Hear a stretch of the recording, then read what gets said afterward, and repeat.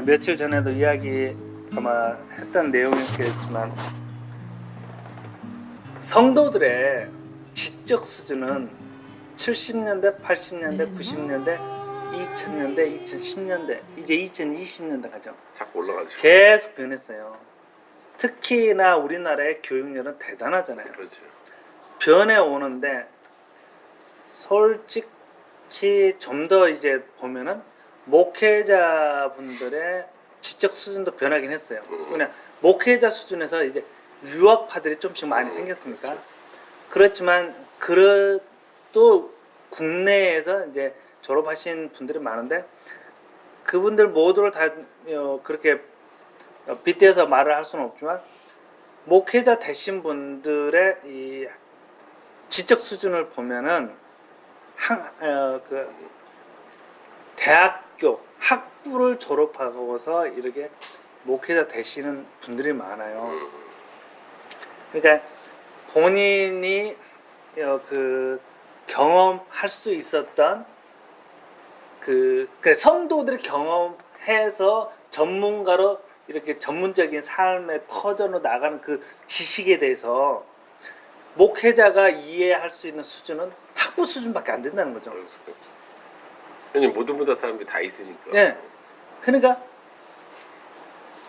가령 전기를 하신 분, 전기 학부밖에 못 하시는데 이분이 신학교 가지고 이제 목회자가 되셨어. 근데 자기 성도 딱 봤더니 전기 박사가 있네.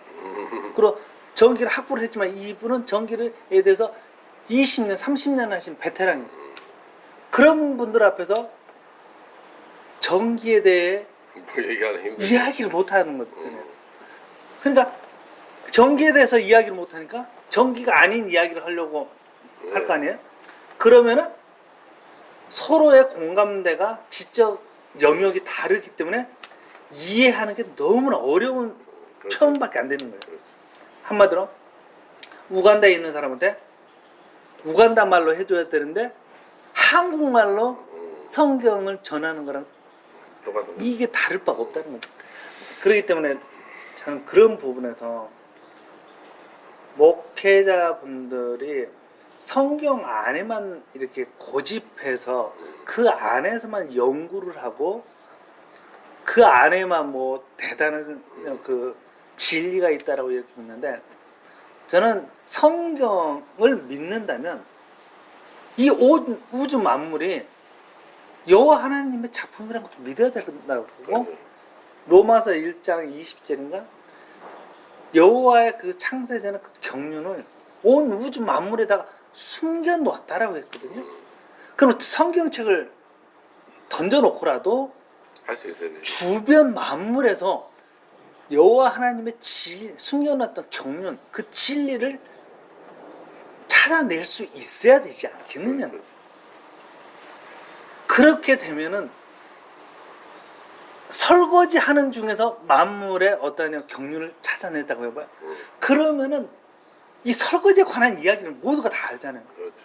그럼 성경책 구절을 찾지 않더라도 목회자분이 이 설거지에 관해서 이야기하면서 거기에서 진리의 말씀을 이끌어내버리면 왜 이해를 못하겠어요? 그렇죠. 그러니까 그 예수님이 천국에 대해서 이야기할 때 모세오경의 어떠한 구절들을 계속 인용해가지고 설명하는 게 아니라 야 밭에 나가봐.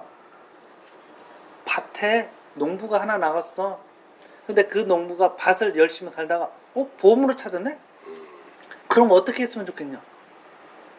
그 보물의 가치가 너무나 크기 때문에 이걸 숨겨놓고는 집에 와서 자기가 가지고 있는 소유를 다 팔고 그 땅을 사버렸어. 왜냐? 자기가 가지고 있는 소유보다 그 땅에 묻혀있는 보물의 가치가 더 크니까. 그렇죠. 이게 무슨 그 박사 학위가 있어야 이해되는 내용이 아니거든요. 그렇죠. 들을 수 있는 귀만 있는 자면 남녀노소 구분하지 않고 깨달을 수 있는 내용이거든요. 그러니까 여호와의 경륜은 내 삶의 모습에서 찾을 수 있는 것인데 구태여 어려운 철학자의 말을 끄집어 와가지고 뭐 내세 어쩌고 찾고 이러면 굉장히 어려운 단어잖아요. 예, 저는 그런 부분에서 목회자분들의 수준이 철학이나 수학이나 물리학이나 이 개념을 가지고 설명은 저는 안 된다고 봅니다. 못 알아듣죠. 네. 못 알아듣죠. 그분들의 수준이 발전하기 위해서는 내 삶에 있는 우리가 흔하게 볼 수 있는 것들 안에서 진리를 찾아낼 수 있는 그 부분이 그 목회자가 영안이 열린 분이고 그 목회자가 소위 지적으로 향상된 분들이지 않겠느냐 하는 게 제 개인적인 생각이에요. 그러니까 뭐 예수님도 그렇게 설명하셨잖아요. 밭에 비유를 든다든지. 그렇죠. 그렇지 않으면 못 알아들어요. 네, 어부에게는 그물을 던지는 이야기를 했어. 야, 바닷가에 가서 그물을 던졌잖아. 그래서 고기가 들었어. 근데 좋지 않은 고기는 빼버려. 그러니까 우리는 되게 그러잖아요. 그물을 건져내는 부분은 이게 주님이 추수를 한 거예요. 그러면 이게 어떻게 보면 뭐 이게 휴거에 대한 내용하고도 또 빗대어 이야기할 수 있는데 일단 주님이 추수를 했어요. 그럼 우리는 되게 주님이 추수하면은 그걸로 망고땡으로 생각했는데 웬걸 그걸 좀 더 봤더니 어부들은 알죠. 아니 내가 봤을 때 안 좋은 고기네? 그럼 버리는 건 당연하거든요. 이 어부들의 삶은. 그러니까 당연한 상식선에서 항상 예수님은 이야기를 한 거예요. 그렇죠. 야 고기 안 좋은 건 버리잖아. 그리고 좋은 것만 담아가잖아. 마찬가지야. 천국에 들어올 수 있는 자도 마찬가지야. 내가 너희들을 향해서 그물을 칠 거야.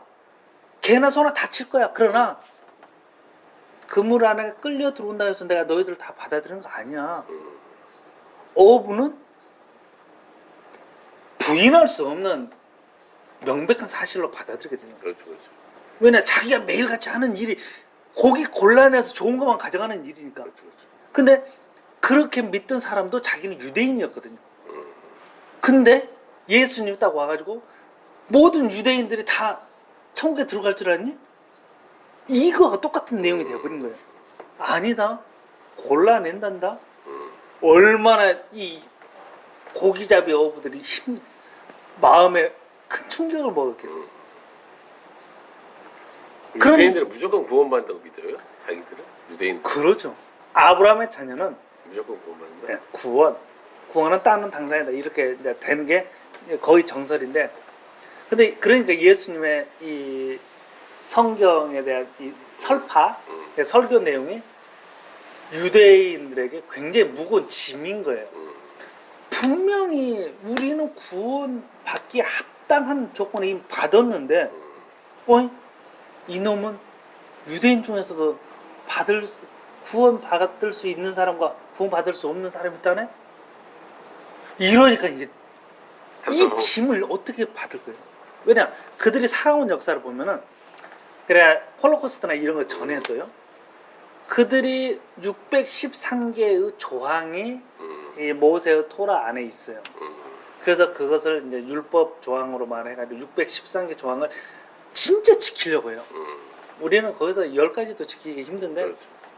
이들은 613개를 지키고 그것도 부족한 것 같으니까 항목을 더 만들어가지고 막 몇백 개인지 1000개인지 이렇게 더 만들어 또 지키는 거예요. 이 정도로 열심히 했는데 예수님이 뜬금없이 딱 나타나더니 그 허름한 청년인 거죠. 이사야 53장에 보면은 흠모할 만한 것이 하나도 없는 말라빠진 잡초와 같다 이렇게 돼 있어요. 이런 존재가 딱 오더니 금을 뿌리는 비유를 하더니 야 골라를 했단다. 이를 얼마나 황당했어요. 화가 났겠네. 그렇죠. 화가 나니까 그 입 다물어라. 아니면 돌을 들어서, 왜냐 자기들은 목숨과도 바꿀 수 있는 게 뭐냐면 아브라함 자손으로서 반드시 받아야 될 기업은 우리가 받을 것이다라는 거거든요. 그런데 얘가 못 받는다니까 돌로 쳐 죽이려고 해요. 자기가 그러니까 했던 게 다 물거품이 돼버릴 수가 있다. 그렇죠. During this Passover season, Messiah Yeshua saw all this, and he said it this way: O Jerusalem, Jerusalem, how I long to gather you, but you were not willing. You will not see me again, Jerusalem, until you say, Baruch haba b'Shem